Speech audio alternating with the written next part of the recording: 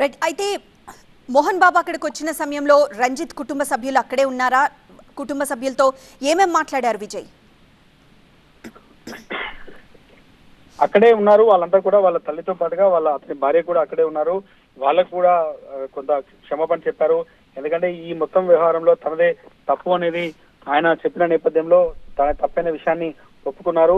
దాంతో పాటుగా తన కేవలం అంటే తనకు ఒక్కరికే కాదు, తనకు అండగా ఉన్నటువంటి జర్నలిస్ట్ సమాజానికి కూడా క్షమాపణ చెప్పాలంటూ బాధిత జర్నలిస్ట్ చెప్పిన నేపథ్యంలో ఆయన దానికి కూడా అంగీకరించారు.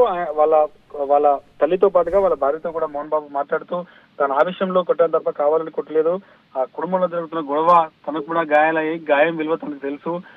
దాదాపు అయినప్పటి నుంచి కూడా నేను తీవ్ర నిరాశలో ఉన్నాను, కొంత అప్సెట్ లో ఉన్న కారణంగా తాను రాలేకపోయాను.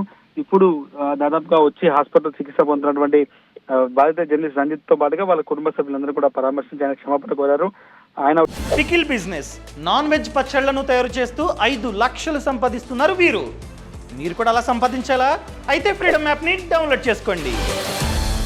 వచ్చిన సమయంలో ఆయన తల్లితో పాటుగా వాళ్ళ భార్యతో పాటు కుటుంబ సభ్యులంతా కూడా అక్కడే ఉన్నారు. వాళ్ళందరికీ కూడా ఆయన బహిరంగ క్షమాపణ చెప్పారు. దాంతో పాటుగా జర్నలిస్ట్ సమాజానికి కూడా మోహన్ బాబు బహిరంగ క్షమాపణ చెప్పారు. అయితే దీన్ని బేషరతు క్షమాపణగా చూడాలా విజయ్, లేకపోతే కేవలం పరామర్శించి వెళ్ళిపోవడమో లేకపోతే తప్పించుకోవడానికి చెప్పిన ఆ క్షమాపణ అంటారా? అంటే ఈ కేసులో ఖచ్చితంగా ఆయన ఎదుర్కొంటున్నటువంటి ఆరోపణలు ఏవైతే ఉన్నాయో అది అటెంప్ట్ మర్డర్ కింద అయినటువంటి ఆరోపణలు. అటెంప్ట్ మర్డర్ కింద ఖచ్చితంగా ఆయన విచారణ ఎదుర్కోవాల్సి ఉంటుంది. అది ఈ కేసుకు సంబంధించి, ఎందుకంటే స్టేషన్ బెయిల్ వచ్చేటువంటి కేసు కాదు. ఈ కేసులో కొంచెం ఖచ్చితంగా ఈ కేసులో సీరియస్ యాక్షన్ ఉంటుంది కాబట్టి ఆయన వచ్చి ఇప్పుడు జర్నలిస్ట్ సమాజం కావచ్చు, జర్నలిస్ట్ ఏదైతే కోరుతున్నారో దానికి అనుగుణంగానే క్షమాపణ చెప్పిననుకుని అనుకోవచ్చు. ఎందుకంటే ఈ కేసు కాంప్లికేషన్స్ తర్వాత చాలా పెద్దగా ఉంటాయి. ఇది ఈ కేవలం క్షమాపణతో పోయేటటువంటి కేసు కాదు. ఇది ఖచ్చితంగా కోర్టులో చుట్టూ తిరగాల్సి ఉంటుంది. కేసు ఖచ్చితంగా ఫేస్ చేయాల్సి ఉంటుంది. కాబట్టి ఈ కేసుకు సంబంధించి ఫర్దర్ కాంప్లికేషన్స్ చాలా పెద్దగా ఉంటున్నాయన్న నేపథ్యంలోనే ఆయన వచ్చి కొంత సాలిడారిటీ చెప్పే ప్రయత్నం చేశారు. తను చేసినటువంటి చర్య ఖచ్చితంగా అందరూ కూడా ముక్త కంఠంతో సమాజం అంతా కూడా ఖండించింది.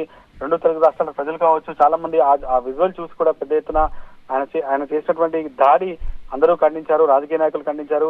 ఖచ్చితంగా చర్యలు తీసుకోవాలని పెద్ద ఎత్తున డిమాండ్ చేశారు. కాబట్టి సమాజం నుంచి పెద్ద ఎత్తున స్పందన వచ్చింది. టీవీ9 చేసినటువంటి న్యాయ పోరాటానికి పెద్ద ఎత్తున జర్నలిస్ట్ సంఘాలే కాదు, అన్ని పొలిటికల్ పార్టీల లీడర్లు సైతం ఈ దాడిని తీవ్రంగా ఖండించారు. జర్నలిస్ట్ పైన జరిగిన దాడి, టీవీ9 పై జరిగిన దాడిని ఢిల్లీ లెవెల్లో కూడా పార్లమెంట్ సమావేశం జరుగుతున్న సమయంలో కూడా కొంతమంది ఎంపీలు కూడా దీన్ని ఖండించిన నేపథ్యంలో మోహన్ బాబు తప్పక దిగి రావాల్సిన పరిస్థితి ఏర్పడింది. టీవీ9 గత 5-6 రోజులుగా చేసినటువంటి న్యాయ పోరాటం ఏదైతే ఉందో, నాదే తప్పు, ఐఎమ్ వెరీ సారీ అంటూ తన వల్లే తప్పు జరిగిందని మోహన్ బాబు ఒప్పుకున్న నేపథ్యంలో టీవీ9 చేసిన న్యాయ పోరాటానికి అయితే మద్దతు లభించింది. చాలా మంది జర్నలిస్టులు, ఎందుకంటే ఈ సందర్భంగా మనకు ఎవరైతే మద్దతుగా నిలిచారో వాళ్ళందరూ కూడా మనం ధన్యవాదాలు చెప్పుకోవాల్సింది. ఎందుకంటే ఆ రోజు ఒక్క పిలుపుతోనే పెద్ద ఎత్తున అన్ని ఛానల్కి సంబంధించిన జర్నలిస్ట్ అంతా కూడా వచ్చారు.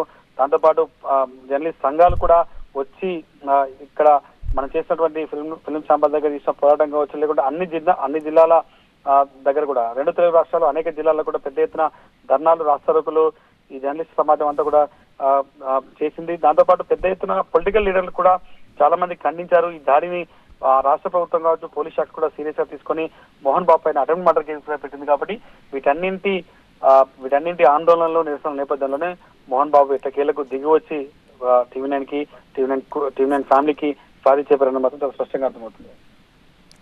రైట్ విజయ్, మొత్తానికి